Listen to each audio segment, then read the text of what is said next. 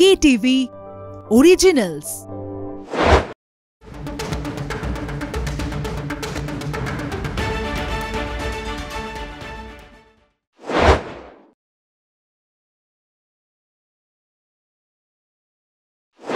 শুরু করছি আজকে stadium bulletin powered by SNU, co presented by Jack Oliver.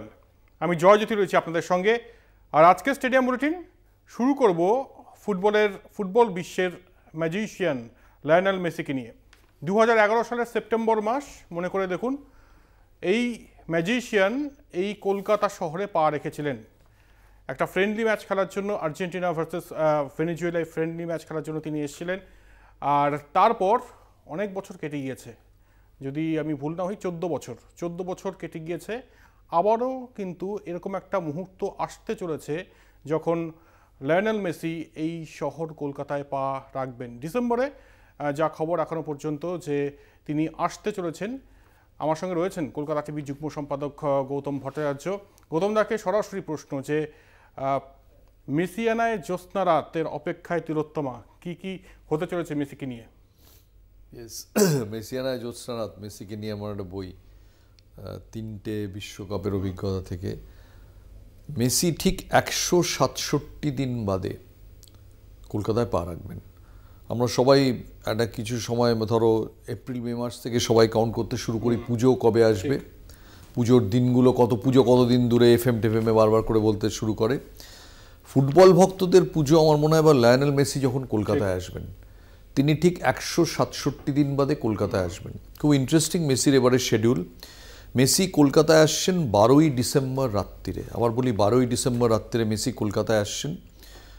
Miami থেকে দুবাই হয়ে কলকাতায় পা রাখবেন মেসি। 12 ডিসেম্বর রাত্রিরে কিছু নেই।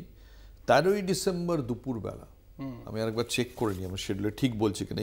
13ই ডিসেম্বর দুপুরবেলা মেসি ইডেনগানসে 1977-এ পেলে এসেছিলেন, 2025-এ মেসি আসবেন। মানে 48 বছর বাদে আরও একজন বিশাল ফুটবল সুপারস্টারের পা পড়বে সেখানে। 12টা 10 থেকে 2টো 10 অবধি হচ্ছে মেসিকে কলকাতার ফুটবল অনুরাগীরা দেখতে পাবেন কিভাবে? ইডেনগান স্টেডিয়ামে ঢুকে নিশ্চয়ই কোনো টিকিটের ব্যবস্থা হবে, হয়তো দামের টিকিটই ব্যবস্থা হবে, আমি সেটা জানি না। 12টা 10 থেকে 2টো 10-এর মধ্যে ইডেনগানসে একটা সময় মেসি থাকবেন। শুরুতে 7-a-সাইড করে একটা সেলিব্রিটি ফুটবল ম্যাচ হবে। ফুটবল ম্যাচটার নাম হচ্ছে গোট কাপ। গোট কি আমরা সবাই জানি, এখন গোট বলতে বোঝায় the greatest of all time. Messi অনেকেই মনে করেন যে greatest of all time. So goat কাপটা যখন খেলাটা শুরু হবে, এই 7 জন ভার্সেস 7 জন, এই 14 জনের খেলা যখন শুরু হবে তখন মেসি থাকবেন না। এটা একটা ফুটবল ক্লিনিক হবে, কিছু বাচ্চারাও থাকবে। মেসি পরে ফুটবল ক্লিনিকে এসে ছাত্রদের সঙ্গে দেখা করবেন। আর এই 7 জন ভার্সেস 7 জন খেলাটা শেষ হওয়ার পর মেসি এসে উইনিং ক্যাপ্টেনের হাতে গোট কাপটা তুলে দেবেন। মেসির হাতে আমরা এখানে ট্রফি দেখছি, মেসি একটা গোট কাপ তুলে দেবেন। মেসির কাপ তুলে দেওয়ার অভ্যেস আছে বলে আমার মনে হয় না। মেসি কাপ পেতে অভ্যস্ত, এই কাপ তুলে দিচ্ছেন, এই এক্সারসাইজটা জীবনে কখনো করেছেন বলে মনে হয় না, কিন্তু ইডেনগানসে করবেন। আর সেখানে একটা বড় অনুষ্ঠানে, সেখানে রাজ্যের মুখ্যমন্ত্রী মমতা বন্দ্যোপাধ্যায় নিশ্চয়ই তিনি আসবেন, তাকে আমন্ত্রণ জানানো হবে। সৌরভ গঙ্গোপাধ্যায় ততদিনে সিইবি প্রেসিডেন্ট হয়ে যাওয়া উচিত, তিনি থাকবেন। স্নেহাশিস গঙ্গোপাধ্যায়, যিনি এতদিন প্রেসিডেন্ট হিসেবে এত ভালো কাজ করেছেন, আমি জানি না স্নেহাশিসও কোনোভাবে থাকবেন কিনা। সিবির সঙ্গে তো নিশ্চয়ই কোনোভাবে থাকবেন, এখানে ম্যাচ থাকবেন কিনা। মমতা বন্দ্যোপাধ্যায়, সৌরভ গঙ্গোপাধ্যায় থাকবেনই। অভিষেক বন্দ্যোপাধ্যায়কেও নিমন্ত্রণ জানাচ্ছেন উদ্যোক্তারা। এবং মেসি বেসিক্যালি এসে ওই ক্লিনিকটা কিছুক্ষণ করবেন আর 2টো পেনাল্টি মারবেন, 2টো টিমের হয়ে, যে 2টো টিম খেলছে। তা আমি জিজ্ঞেস করছিলাম যে এই 7-7-14 জন বাছা হবে কি করে? এটা সেলিব্রিটি, কিছু ক্রিকেটার, কিছু ফিল্ম স্টার, কিছু ফুটবলার, এই দিয়ে 14 জন তৈরি হবে। এই 14 জনে থাকার জন্যে আমার তো মনে হয় সবাই পাগল হয়ে যাবেন। আমরা মারাদোনার সময় দেখেছিলাম প্রসূন ব্যানার্জি, শ্যাম থাপা, দমকল মন্ত্রী সুজিত বোস সবাই নেমে পড়েছেন মারাদোনার। ইনফ্যাক্ট ওই ম্যাচে খেলার কথা ছিল, সৌরভ খেলেছিলেন। এখানে সৌরভ খেলবেন না, সৌরভ ততদিনে সিবি প্রেসিডেন্ট হয়ে যাওয়া উচিত। সো 12টা 10 থেকে 2টো 10 এটা করে মেসি উড়ে যাবেন আহমেদাবাদ, অর্থাৎ কলকাতায় থাকবেন 12ই ডিসেম্বর রাত্রির থেকে 13ই ডিসেম্বরের বিকেল অবধি। সেখানে আহমেদাবাদে গৌতম আদানির সঙ্গে তার ডিনার রয়েছে, হয়ে গেল। 14 তারিখ মেসি চলে আসবেন মুম্বাইতে, আহমেদাবাদ থেকে। মুম্বাইতে আবার একটা ক্রিকেট স্টেডিয়াম, এবার ব্রেবন স্টেডিয়ামের দুদিকে গোলপোস্ট করে সেখানে মেসি ফুটবল ক্লিনিক করবেন। সেখানে হয়তো অত ফুটবলাররা থাকবেন না, এখানে যেরকম থাকবেন। 14 তারিখে মেসি ব্রেবন স্টেডিয়ামে। কেউ যদি ইডেনে দেখতে না পান, ব্রেবনে ধাওয়া করলে ব্রেবনে মনে হয় ঢুকে যেতে পারবেন। ব্রেবনে ভিড়টা হয়তো একটু ইডেনের চেয়ে কম হতে পারে, নিরাপত্তা একই থাকবে। ব্রেবন স্টেডিয়াম মুম্বাইতে সারাদিন কাটাবেন, বাণিজ্য নগরীতে সারাদিন কাটাবেন। পরের দিন 15 তারিখ উড়ে যাবেন দিল্লি, এবং দিল্লিতে ফিরোজ শাহ কোটলায় দুপুরবেলা আসবেন। আমি বুঝতে পারছি না মেসি, আমি যা শুনছি, আমি চিফ অর্গানাইজার শতদ্রু দত্ত তিনি কনফার্ম করেননি, কিন্তু আমি শুনছি মেসি এবারের সফরে 3টে ক্রিকেট মাঠে যাবেন। আমি জানি না এটা কী স্ট্র্যাটেজি, যে মেসি প্রথমে আসবেন ইডেন গার্ডেন্সে, তারপরে ব্রেবন স্টেডিয়ামে, এবং তারপর ফিরোজ শাহ কোটলায়।